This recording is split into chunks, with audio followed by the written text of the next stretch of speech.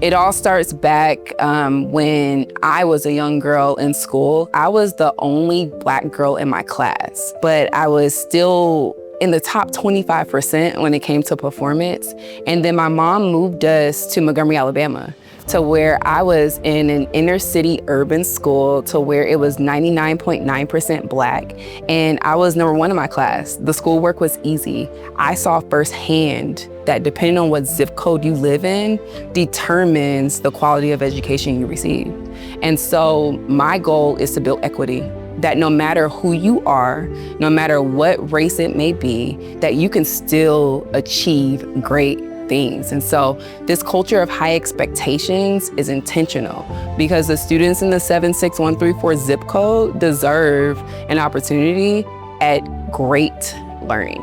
So persistence is pretty much a big bucket or a big goal that I own pretty much to ensure that students stay here and they want to be here and they thrive here and they grow here. Different strategies that I use to keep persistence high, the main thing is family engagements. What I found over the course of the years is relationship building is very, very vital in my role. I have to have a solid relationship with our teachers as well as a solid relationship with our families. And so they have to be able to trust me in order for us to effectively get the outcomes that we need for our students to be successful here. There is something about being recognized on the Fort Worth Educational Partnership in your report. And I think it's just confirmation of the hard work and the dedication that is put in who we are and what we're really great at. And what we're really great at is instruction.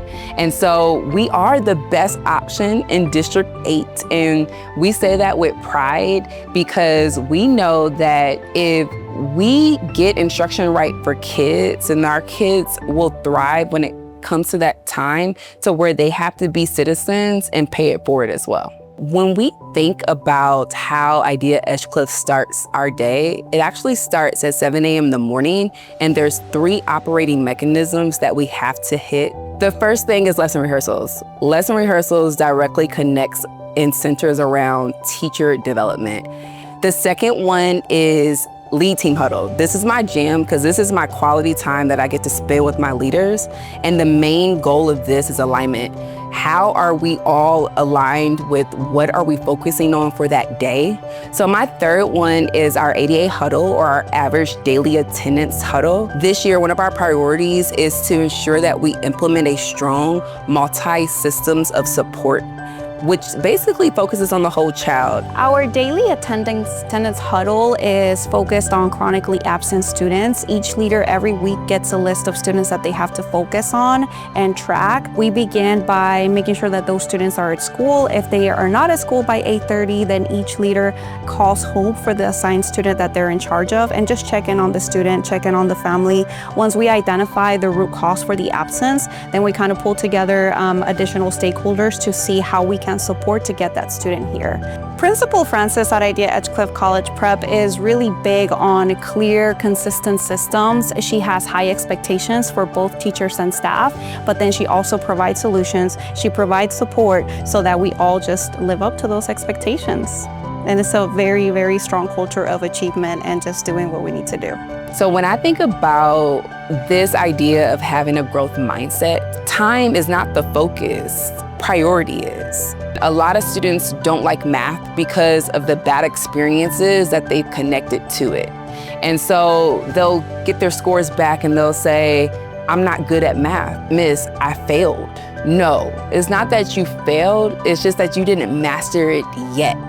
But let's celebrate your growth from the last time you took this test to where you are now. You increased 10 points. And so let's figure out what you need to do in order to get better. I think live feedback after we do an instructional round, it's a great opportunity for myself because one, it pushes the thinking for me. It has me address specifically what I saw with data points and provide context to what I would think would be the greatest point of support in that classroom. Then Ms. Francis goes ahead and provides what she was able to pull from it, and then we together build an outcome plan that is driven on what is of highest leverage for that instructional teacher. We identify teachers in all content areas. We believe that the focus of having lesson plans in the morning is to help teachers, one, refine their lessons before they walk in front of students, and two, that they're ready to give the best possible lesson. When you think about the teacher development cycle, it's all about coaching. So you give the professional development, you go observe the professional development, you coach the mastery on it, and then you eventually get to a space to where you are evaluating the teacher. And then they're graduating to a new skill. I graduated from the University of California, Los Angeles, and I decided that it was a great opportunity to pursue my dream career of being an educator. I started off as a 4th grade teacher and have taught 5th grade and 6th grade mathematics. So this is my first year as an assistant principal. When I think about what has made Edgecliff College Prep successful, it has been my creation of this internal leadership pipeline. I first look at student outcomes and data. If there is strong data, I know that there is a competent person behind that data, and sometimes I'm able to find leadership. I take pride when it comes to coaching and coaching up my teacher leaders.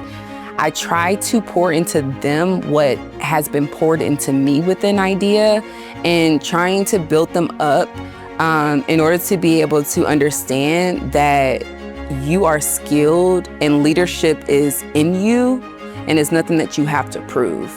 And so how am I pouring into that next generation to be able to impact volumes?